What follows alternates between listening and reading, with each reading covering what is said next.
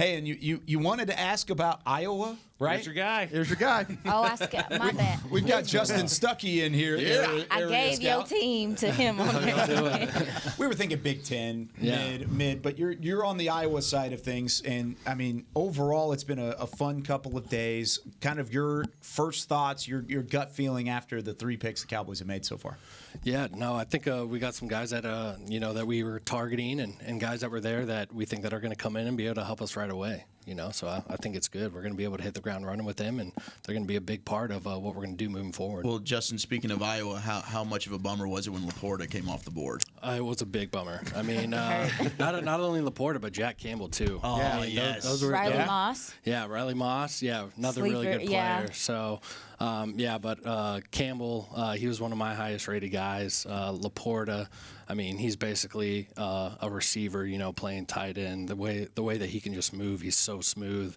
He's so light on his feet. He would have been a great addition to us as well. But, we got Schoonamaker in here, and, good player.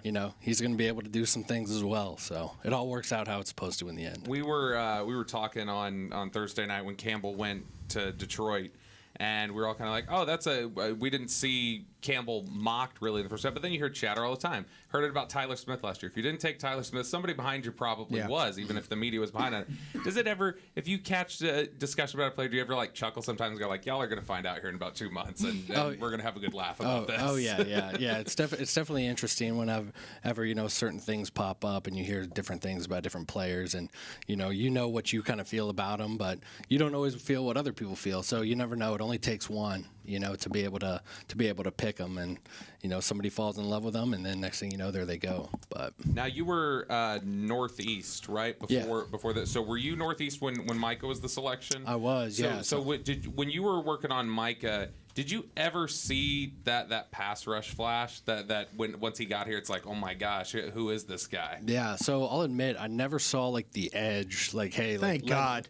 Let Brian let felt him. Sick. I completely throw missed. up every time I think about it, because I'm like, I mean, here I am, long time the scouting, and I said I never saw it, and I watched every damn Penn State game, and I'm thinking, there's a scout in that building that saw something that I did, and I was ashamed. Yeah. But I'm glad to hear you say that, because you're a damn good scout. So I feel better about my situation. So I will Thank say, you, John. I will say, I never was like, all right, you line up Micah off the edge. That's where he's going to make his home, and he's just going to go. But you would watch the tape, and you'd be like, oh, the way he could blitz up the A blitz. gap, There you go. unbelievable. The twist game you up could front. See that. You saw it every time. And, there you go. And I will, one of our former scouts, Drew Fabian, I'll give him a shout out, because after Micah's pro day, and you saw him working out, next to Owe, the other defensive end that came out at the same time. Yeah. And with Micah's background, in high school, Drew, mentioned, seeing him come off the bags and do all that stuff, that, it's not a stretch for him to be able to do that. But from a blitzing standpoint and everything up the A gap and everything, you could see Micah would be a beast at that. Yeah. But would he make his home? Right. I didn't see that. Do you have Northwestern? Is that one of your schools? No, that was Maxie. Okay. Yeah. So, I mean, because I wanted to bring up the Slater debate there.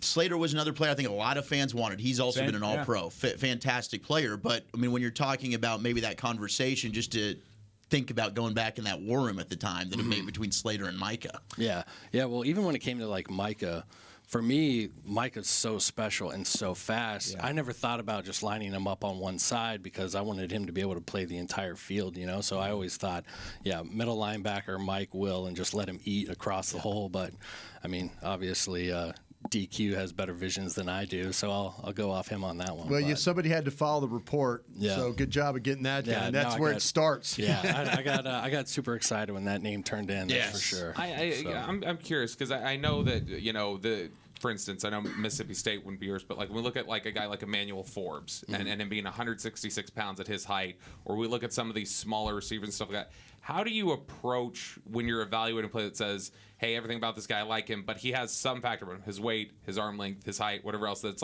this is such a rarity, or in Forbes' case, at his height and weight combo that almost doesn't exist at the position in the history of the draft. How do you tackle those questions? How difficult is that type of a projection when you run into those? Well, I could kind of say that about somebody from my area this year coming out in Deuce. Deuce Vaughn. So, okay, so we're getting Deuce picked today. so I haven't come across too many 5'5" running backs. But when I looked at that, I mean, at the end of the day, I look at more so of what they can do, and from Deuce's perspective, Deuce played in the highest level of Texas high school football. Had almost 5,000 yards total, like over 4,000, I think, rushing.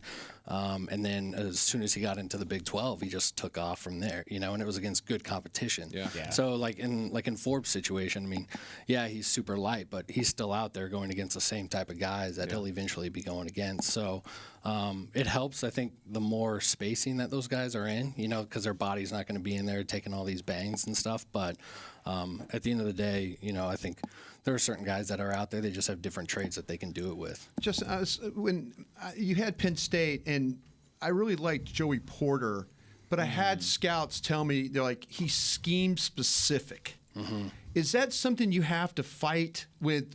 And I'm not saying fight, but when your coaches, do they talk about he's only this? We can only do this with him. Mm-hmm. Do you have to say, but guys, he's a damn good football player. Mm-hmm. Like if we brought him in here, I feel like he could. Do you run into that? Because, like I said, I feel like that Porter could play, but I was saying, oh, he's a press man guy only.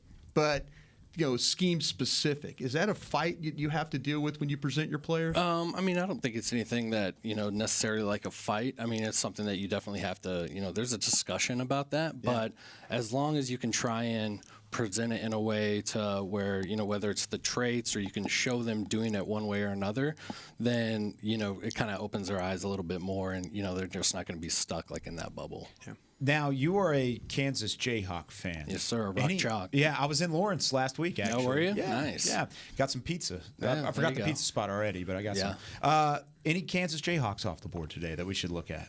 There's a couple of them that I think have a chance. Yeah, you got Earl Bostic Jr. Okay. He's an offensive tackle, left tackle there. He's got great feet. He's got great length. And then you got Lonnie Phelps. Defensive end. Defensive end. He's kind of more of your undersized pass rusher, but he's got a motor on him and a burst, and he can really close. Yeah, Beamer wanted to remind you that a Baylor player went already. So he just wanted to let you know. So, Chris Beamer, our producer, going in. Yeah, a little bit of trash talk over the air through me, I guess. I'm the third party. Yeah, we get to go back and forth quite a bit. Well, Justin, thanks so much for taking some time. This has been so much fun. Yeah, good luck today. Go get us Deuce Vaughn. That'd be fun. Yeah. Let's do this. Yeah, I think there would be some tears going on in the war room. That would be some tears fun. going on in here. I agree. No matter where he goes, there's going to be tears. So there you go. Enjoy the warm weather because it sounds like you be in places where it's cold all the time. It can get pretty cold. Yeah. I lived in Iowa for 6 years. Oh, did you? Yes. Yeah. Right there. I empathize. It's a different type of cold up there. It is, yeah. Especially you get the wind blowing because nothing's blocking it. Yes. I went to UNI, and I remember them saying that we had one of the windiest campuses. Oh, really? And people were passing out on campus their first couple of days. It was taking their breath away. Wow. Careful. Yeah. Well, Justin, we appreciate everything you're doing, man. Thank you. Thank you guys for the Justin time. Stucky joining us on The Draft Show.